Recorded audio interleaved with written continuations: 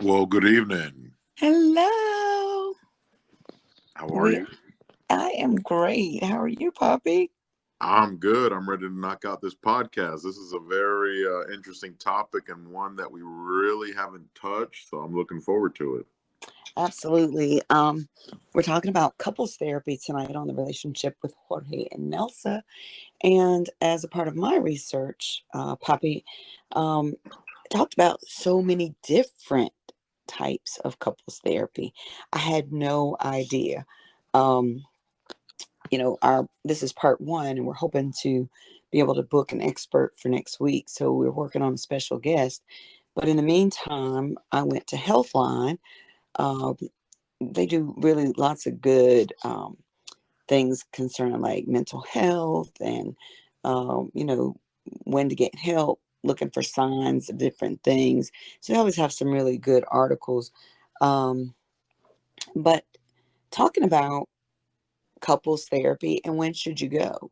Um, I know we're both divorced. I went to couples therapy for a few sessions before we, became legally separated.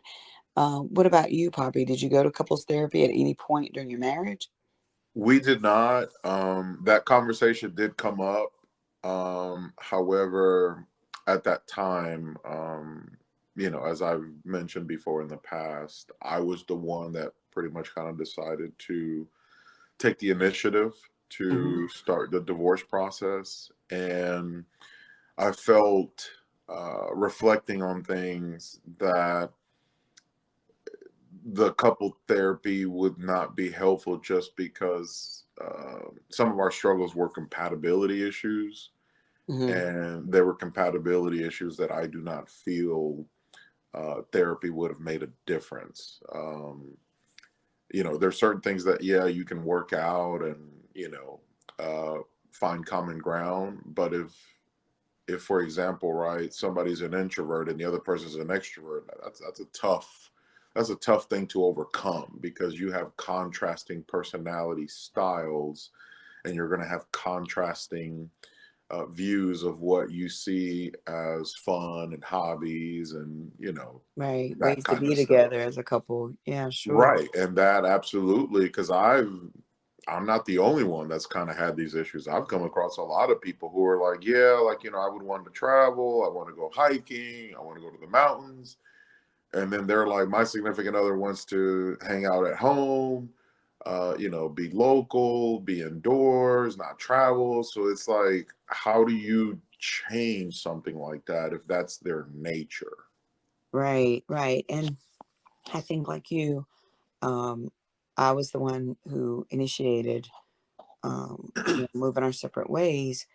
So when the idea came up for couples therapy, I felt like there was too much water under the bridge. Mm, Um, I yeah. still went because I felt like, you know, I did need to be able to like talk about why I did not want to move forward anymore in the relationship.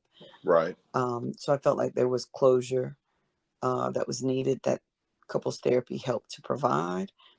It also helped put me on the journey to healing for myself because, quite honestly, I don't think couples therapy would have helped at that point in time because I needed therapy for myself.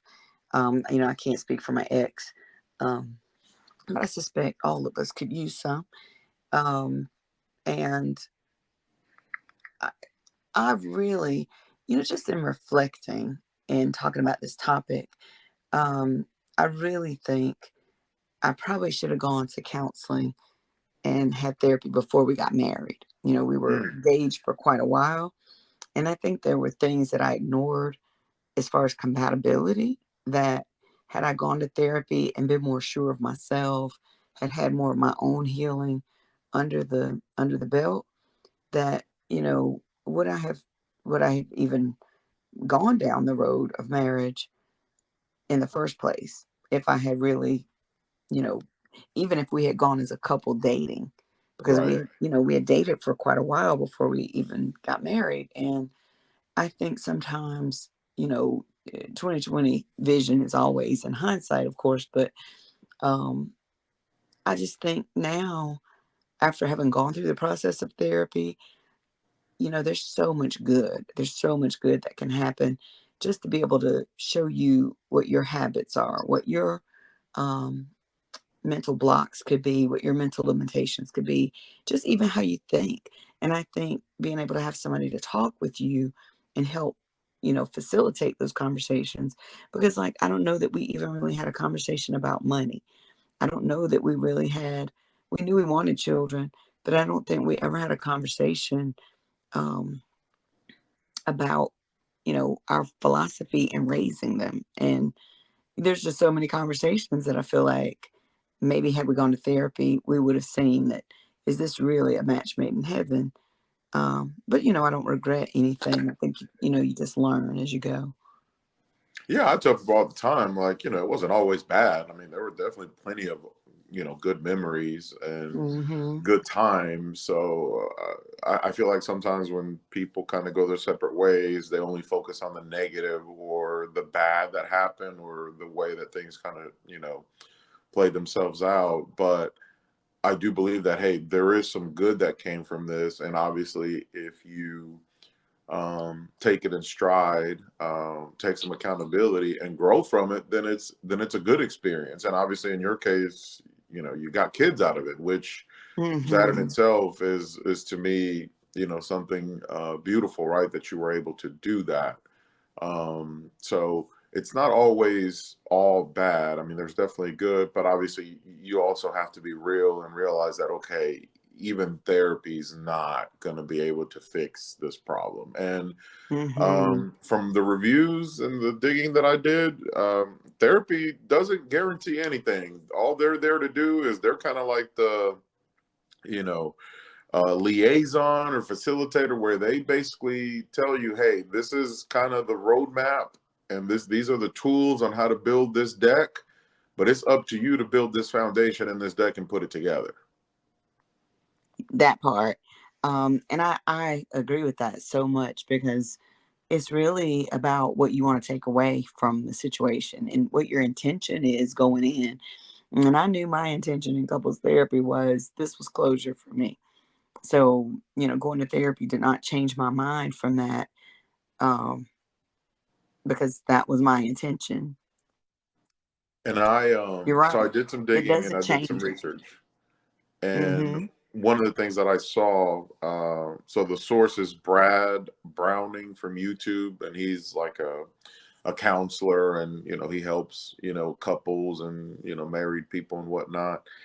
And he basically put it like this. He said that the main purpose of couples therapy is to find the root of the problems, right?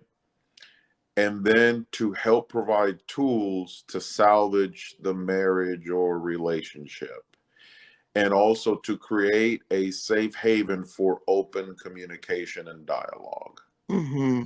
Because when people are struggling, when people are falling out of love or drifting apart, the passion dies out, the communication absolutely starts to suffer, and therefore, with no passion and no communication, you're not going to have much of a relationship. That part. Absolutely. In the article, I looked at some of the things that they talked about. Maybe you're going in because of conflict. Um, and, depending on how far the conflict has even run, you know, you may have said some things you're not going to be able to take back, no Oof, matter how much yeah. therapy you do. You know what I'm saying? Hey, Um, but listen, some of these therapy sessions, they can, I mean, they can definitely help, or they can make matters worse. right. When some real truth starts spilling out, it can get kind of sticky and dicey. But um, in the article, says, according to the American Association for Marriage and Family Therapy, more than 98% of its clients surveyed reported marriage and family therapy services as good or excellent. And just because they were good and excellent, though, didn't mean, and that's one of the things I've been digging for, is to see what percentage of couples who go to therapy stay together, you know, long term after therapy. So, but I still say, like you know, what you put into it and what you want out of it is going to all depend on each individual going in. Because, like, if both of you aren't really sold out that no matter what, we're going to make this marriage work, you know, you got to have some real will and Jada zeal. You know what I'm saying? We not ever breaking up. I don't care what we do. You know, I think that to be mentality respected, you know. is a dying breed in this society that we live in, where it's all about instant gratification. But I will say Yeah. this, going back to what Mr. Browning pointed out, he had a few things that people need to think about before they even get to the whole spending a lot of money for the therapy, right? Right. One thing was, are you and your partner willing to change? Whatever, Number one. whatever that may be, right? Because Yeah. it could be something minimal. It could be a lot of changes. It just depends, because every dynamic and every relationship is its own maze. Right. Also, what is the depth of your problems, right? So I would equate that to, hey, you know what? I just feel like we're not spending enough time together, and I feel like your job is becoming a crutch in our relationship, right? You could fix that. That to me, that seems like a fixable problem. Now, obviously, you may have to sacrifice money. You may have to sacrifice, the Position. conveniences and the Right. luxuries of your job. But if you really love this person, and the best bet is to not travel and be away from home all the time and be a little bit more close to spend more quality time, then those are things that, hey, you know what, you could make changes to improve that, right? Right. But for example, if somebody doesn't like chocolate ice cream, they just don't like chocolate ice cream, so you're not going to force them to like chocolate ice cream. So you have to, or if somebody doesn't like public affection, um, I don't know that therapy is going to help that, because that's just, part of who they are, that, hey, they just like to be private about the way they either receive or demonstrate affection. So that's the way I took it, the way, he was presenting, as far as what kind of problems or what kind of challenges are existing within the relationship marriage. And also, he said, how well are the individuals going to respond to the counseling techniques? Because from both sources that I got, like you said, it's basically, you're going to get what you put in out of it. So if only one person is practicing the techniques and the therapy ideas or suggestions, and That the other part. one isn't, or the other one is half-assing, then Yeah. obviously that's going to show. So it's both. We both got to be in that boat, rowing at the same pace, with the same goal in mind, Look, which is to faced get in to a the better same place. direction. Going in the same direction. Right, exactly. So I thought that was kind of interesting. And, to those who listen to us, our listeners, and people who are maybe in that conundrum where maybe they're trying to figure out whether they should look into that. Hey, look, this stuff's not cheap now. So you want to make sure that, hey, if we're doing this, we're all in. Because if one person's going to half-ass and the other person's going to, we'll see, you're going to be out of some money, and you're probably not going to get the results you're looking for. Right. Absolutely. Absolutely. Um, with our listeners, I think this is about to be my favorite portion of the show. The feedback we get from our Facebook feed. These comments are, just spot on. But again, most people said, it has to work if both people want it to improve. Like, that's the only way it's gonna, even make a dent in things. And then this is Heidi Jones. She goes on further to say, if one person isn't sure what they want, they need individual counseling first, in her opinion. And I really like that, because even you talking about the personal affection, public affection versus private, um, even that should have been something that you were cued in before you got married, right? I If I mean, don't like you kissing would you in think. public on a date, why would you think I would want to do it if we were married? I guess that's just my thinking.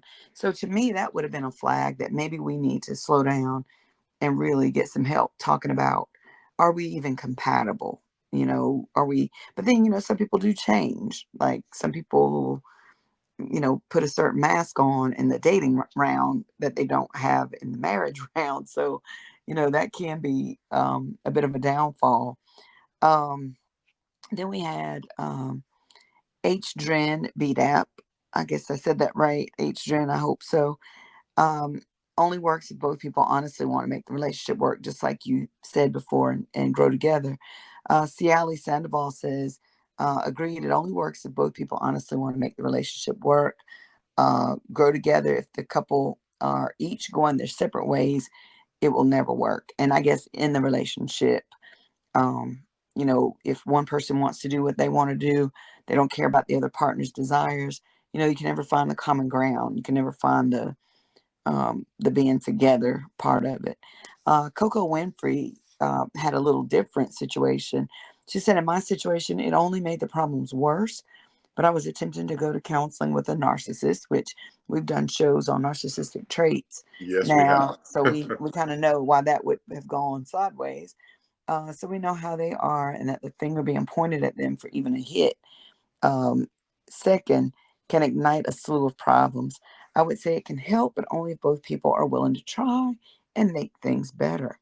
So um, Megan Duarte said it was just exhausting um, and pointless, and a few other choice words. Um, so I think that's the thing too, like going to counseling and feeling like you're sitting there saying the same stuff that you've said over and over and over to the person at home. If you've had honest conversations, um, that can be a bit frustrating, I think. And I know good counselors have seen these things happen. Seen these conversations where anger is starting to spill out, and blame and accusations get to flying. Um, but I think that is one of the frustrations is like, why do we have to go to a therapist if I've been telling you what I needed or what I wanted, and you still haven't been able to do that? Or I've been trying to talk to you, but you won't open up and talk back. So now we got to get in front of somebody. And, I was from a culture that grew up, you just didn't put your business out in front of everybody. And thank God I'm over that, sort of thinking now, because the counseling really helped me see where I had made choices that were not healthy, and I wanted somebody else to change, and it really was me who needed to change. Um, I needed to put my mask down.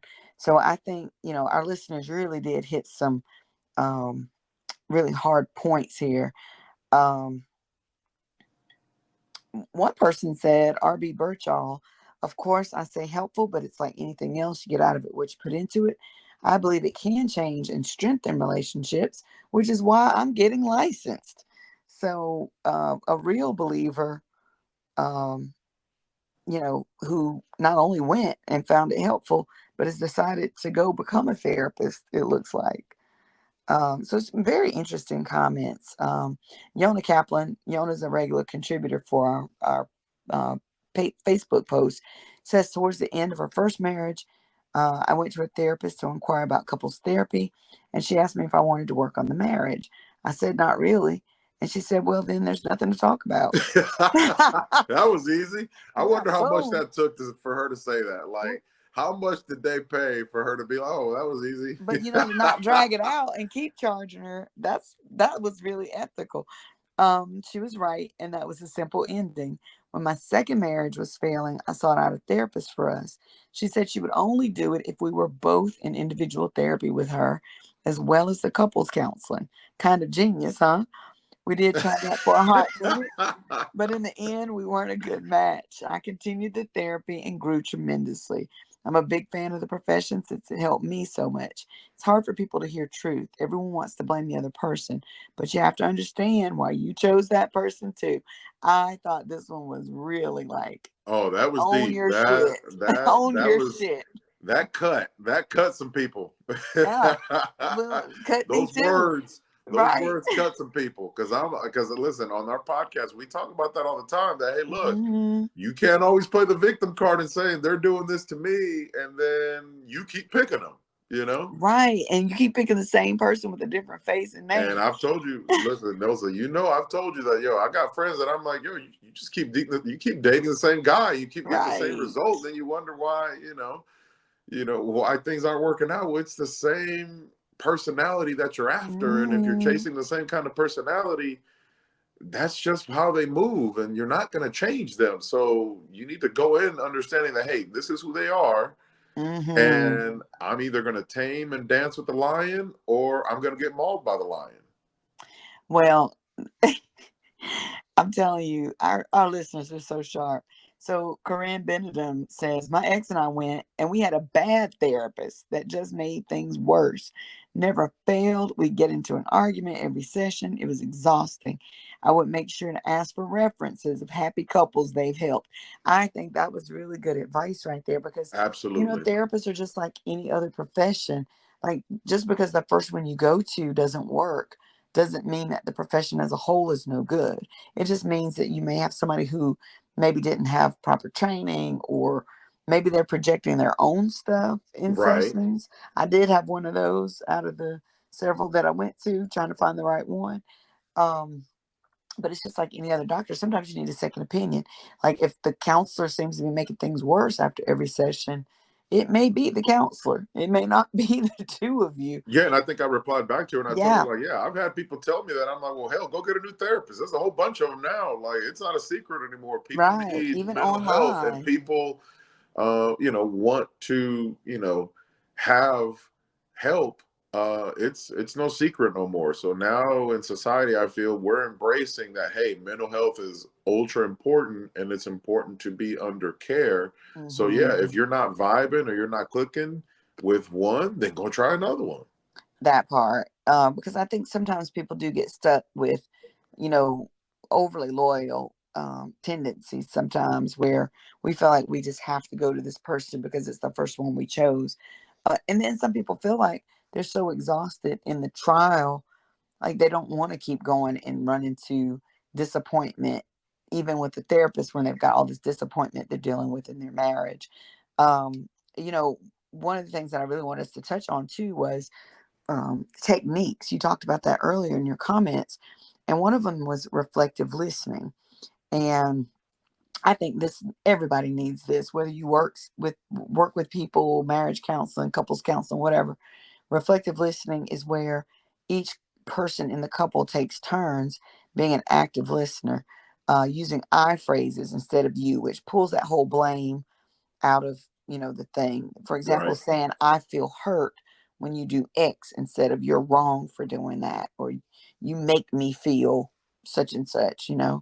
Um, Emotionally focused therapy, EFT. You might see that if you've been out looking for a therapist. Um, it says it's been shown to facilitate long lasting behavior changes. Um, and the goal for this particular therapy is to identify maladaptive patterns within the relationship that interfere with secure bonds and attachments. So, figuring out what we're doing, like, if we don't listen well, if we are constantly putting each other down, or we're constantly running over each other's boundaries. Um, but figuring out what's not working correctly for us, and then creating boundaries that are safe and secure. Um, Narrative therapy is another one. This revolves around people describing their problems in narrative form and then rewriting their stories, so that you don't feel like, you know, you're always doing this. Um, we always argue at dinner when we go out with friends. Really looking at, you know, there is there are multiple viewpoints of a story. Like maybe I didn't realize you didn't feel good, and every time we go out it's because you work all day, 12 hours, and so when we get ready to go out you're tired and hungry, and I just feel like you don't want to go out with me. you know um Yep. so I think this is a good one for people who maybe have had a lot of conflict together. or emotional trauma, feeling like we were doomed from the beginning. And that maybe is because you feel like you were both from divorced families or something. Another one is the Gottman method. Um, it says this one's practice is pretty popular. Um, it helps with issues like managing conflict, intimacy, and marital adjustment. This one's about 40 years, the Gottman Institute. It says about 40 years of research, and they do a lot of trainings. So you may hear that in therapy. Imago relationship therapy, I think I'm saying that right. Um, this emphasizes the connection between adult relationships and childhood experiences. We've talked a lot about childhood trauma. We've had a guest on before who talked about um, the issues. I think that show was Daddy Issues or whatever. Right. Yep. I remember that. How that it plays a part in our relationships with Oh, our it loved always ones. does. Hmm. And then the last one was solution focused therapy. This one says if you're dealing with something like burnout or you're trying to work toward a specific goal, then this one may be a good model to consider. The practice is a short-term, goal-focused, evidence-based therapeutic approach, which helps clients change by constructing solutions rather than dwelling on problems. And this is according to the Institute for Solution-Focused Therapy. That sounds like something I would like, because quite frankly, I feel like if I'm not going in there seeing things change, what are we doing? Just spinning your wheels and spending your money. Oh, I Uh, cannot take that. I cannot. I'm just like, what are we doing? What's the goal? yeah, I mean, you definitely want to see progress. Yeah, I get that, and I could see how that would discourage you if you feel like you're just a dog chasing its tail.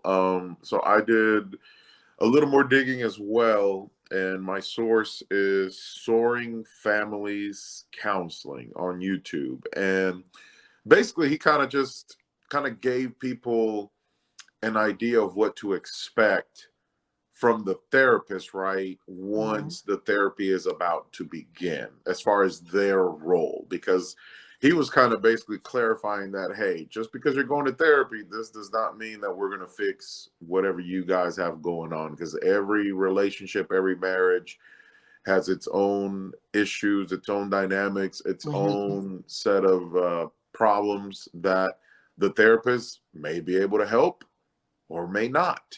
But what he Yeah. mentioned, which I thought was kind of interesting, was, and he kind of likes to start out by asking, what is the goal with the Mm-hmm. therapy, with the Mm-hmm. counseling? What are we looking to accomplish? Are we trying to improve communication? Are we trying to, spice up the bedroom in romance? Or are we just, getting to a point where we can't get along and we can't even, go, have a dinner in peace or whatever? So that's number one. What's the goal? Number two is he likes to lay it out that, hey, as a counselor, I'm a facilitator and I'm here to give you unbiased perspective. Right. Um, Not so tell he's you what not to do. right. He's not, yeah, he doesn't have a magic wand, and he or she is not going to be able to, fix everything. He's going to give you tools, Mm-hmm. and then in return, those tools hopefully will help solve some of those inconsistent issues that seem to kind of, bring the relationship down Mm-hmm. the wrong path. Also, he says no secrets. So he says, all basically, more or less, and this is my metaphor that I'm using, all cards must be laid on the table. And he Mm-hmm. even said that if there is a private conversation and somebody shares a secret, he has to share it. Because if he is trying to counsel a couple, but he has to hold on to a secret and kind of tiptoe around that, then that to him feels like it's counterproductive to the therapy. So, for example, right, if you have somebody who's like, hey, the reason why, I haven't, been focusing on my wife or my husband is because I've had an affair or I have somebody who's emotionally grabbed my interest, he can't, at least this particular therapist, he's like, hey, I can't hold on to that. I have to lay that out there because secrets are counterproductive to the counseling. Um, and then, of course, what we already touched, which is you get in what you put in. So if you're Mm-hmm. not putting in the effort, if you're not practicing the techniques and the suggestions, and if you're not in unison and on board with all that, then obviously this is going to be, null and void. Yeah. And again, you can't look for magic bullets. Like, things don't get to a place where they need therapy overnight. And so you're not going to have a quick fire solution, even with therapy. And I think that would put too much pressure on the therapist, number one, and on the relationship, number two, to go in there thinking that it's going to be, just kind of rapid fire. Okay, we got this prescription to go and try these exercises and that's going to fix us. And when it doesn't happen, within a week or two or a month or two, then, people's tolerance level for holding out and seeing things improve slowly is not always very high. Some of the exercises, in fact, from my research, were having you just said, what are we coming to do? But having a vision board Right. for your relationship, find deeper topics to engage with. Like, if all you're doing is asking, how was your day? And you never get to any real deep, intimate conversations about, each other and your personal growth besides the day-to-day operations, then, you might need to do a little personal retreat or something to just be able to get away and get down to, like, who are we now? Like, what's changed? How have things, like a check-in. I had friends who used to do a financial and emotional retreat with one another, and they would go and do, like, what their goals were for the year. They would talk about challenges that they had Right. during that year, ways they wanted to develop deeper intimacy with one another in their spiritual lives. And I always thought, I really honored that, because for them to be able to, first of all, take a weekend away to just focus on each other, number one, was healthy. And then the fact that they could talk about, goals and dreams and mishaps and needs and wants. And, it was sort of like you said, it was a safe place where no secrets. We got to put all our cards on the table, and they're still together happily. Good. Yeah. Yeah. And that's important. That transparency is important, because if you really want to almost kind of get like that fresh start, right? Get like a clean slate, so to speak, post Mm-hmm. counseling and therapy. But if you're still holding on to secrets, or you're still keeping things from your partner, then how exactly are you going to be able to move forward if you're still carrying some of that baggage, right? That's kind of been Yes. dragging the Yeah. relationship as it is. So, Absolutely. I really thought that was important, that, hey, you got to put all your dirty laundry on the table here from both sides, right? Not just Yeah. from one side, but both sides, everybody. Get it all out, but also And then let's expressing clean it up. appreciation. Yeah, expressing appreciation is another one, because, like, too often in conflict, we're about the dirty dirty language and the dirty laundry. But we've stopped being grateful and communicating what is working well in the relationship.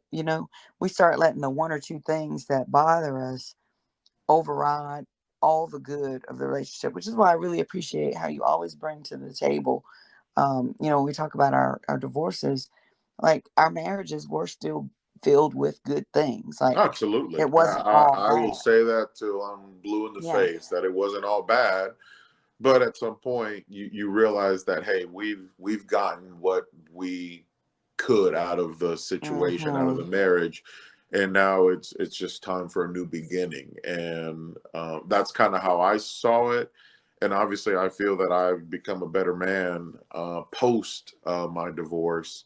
Obviously, it wasn't easy. It took a lot of adapting, a lot of adjusting, and a lot of change, but good change. Yeah, absolutely. I would also encourage people, learn your partner's love language, because That's on the list. we Yeah. talked about this in the love language show that we did last Mm-hmm. year, where there's a lot of people out there that are trying to love on people, but they're doing it the wrong way, Yes. or they Yes. have no idea what it is that elates and makes their partner or their loved one feel loved. And Mm-hmm.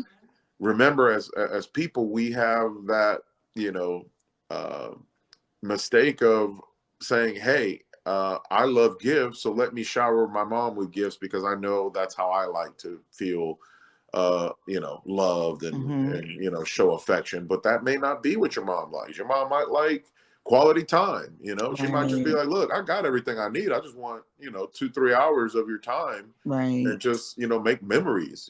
So I think it's important, people who are struggling or going through a rough patch, identify what your love languages are. And obviously, Mm-hmm. this is not exclusive to just romantic couples. This is also with friends, with family Right. members, with children that, you might be going the wrong way and trying to show affection to a significant loved one.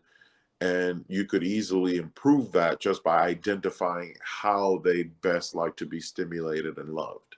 Yes. One of the other tips that I found that I thought was really neat, the 6-second kiss. Um, Says just use a kiss for like 6 seconds to just throw a dash of romance throughout your day. It's long enough to be passionate, but it's also a distraction from the busyness of the day. And I think about as you grow accustomed to your partner, how much like simple affection becomes such a big deal. Like even being able to pencil in time together to go on dates, especially if you have children. Your lives start revolving around the children, and you as a couple becomes sort of invisible, during that season of Right. raising your children. But you can't stay together if you don't spend time together. And again, just that little bitty kiss, I thought 6 seconds, you know like how long is that? 1, 2, 3, 4, 5, 6. So that's how long you would kiss your partner. And I was like, how many of us were really doing that in our relationships? Really just pressing in and taking time to just see your partner, like almost like a mini meditation, as a couple. They say, right, what is it? The devil's in the details. Yes. Those little things matter. Those little things that make a big difference. But Yes. great show. I really like that we focus on this because I'm sure there's probably a lot of people who are maybe on the fence. And I can tell you, I have close friends of mine who have done couples therapy, and they've come out on the on the winning side of this, where it's brought them Right. closer. They were able to kind of hash out some resentment that they were holding amongst each other because of certain situations, Mm-hmm. but they're doing really good. So it is helpful, but obviously the key is that both, or, if you have multiple partners, right? It basically, the focus is that, hey, number one, you have to lay it all out on the line and let it all hang out, good, bad, and ugly. Yeah. And number two, everybody's got to be on board, because if only one or only two or three or four, whatever, if everybody's not willing to put in the effort, it's not going to work out the way you would like. Right. Sometimes we just need new skills, like the way our parents communicate and the what we've grown up seeing happen isn't always what's best for us. So, you can learn new skills, even if you can't use it to salvage the relationship you're in. Like you said earlier, you can grow as your own individual person and, perhaps move forward into a healthier match, Yeah, and sometimes, future. you know what, Nelsa, sometimes some people have a tough time moving on from people, and they hold on to people maybe a lot longer than they should for multitude of reasons. Mm-hmm. Sometimes that therapy is there to give you clarity, to be like, you know what, this is not the guy, this is not the man, this is not the woman. Yeah. You picked wrong, and the therapy, you need a therapist who is unbiased, right? Is to tell you that, hey, this is just not a good fit. And sometimes people Right. just need to hear that so that they can be like, you know what, this is it. Like, this was the last, hoorah, basically. Right, right. But whatever you think, do your research always. Again, know that you can leave your therapist. You can actually have a separation from them. And, now we've got so many online platforms. You don't necessarily even have to leave a house to be able to have a Yeah, that's true. But couple just do your therapy. homework, people, because it's not cheap. So Absolutely. if you do this, you want to make sure that you're all in, because from what I gathered, it can get expensive. And obviously, you don't want to spend that kind of money and only one person's trying and the other's just kind of coasting or just kind of going through the motions. Right. But Well, thankfully, a lot of people, insurance can cover it. yep, With the very online true. options, those are much more affordable, like BetterHelp and some of those ThriveWorks, whatever. So I think since we've been out of the couples therapy counseling, we do have much more. I guess we've got more choices. We've got more choices. So, just keep looking, keep searching until you get the right fit, everybody. But it's been a great show, Poppy. Tell the people how they can find more of us.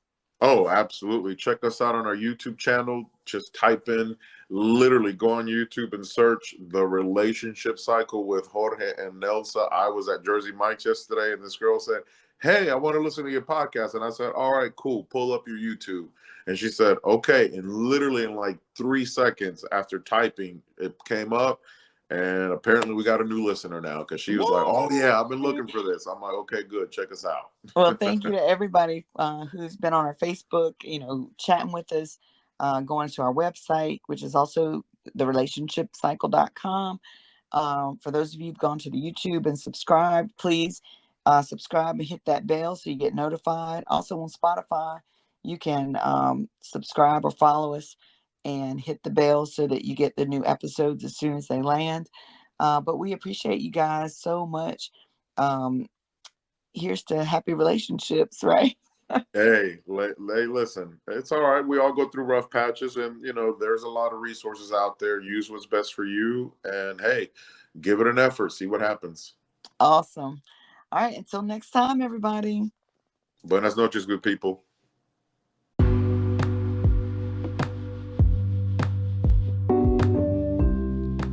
Welcome to the Relationship Cycle with Jorge and Nelsa, where we discuss dating and other significant relationships.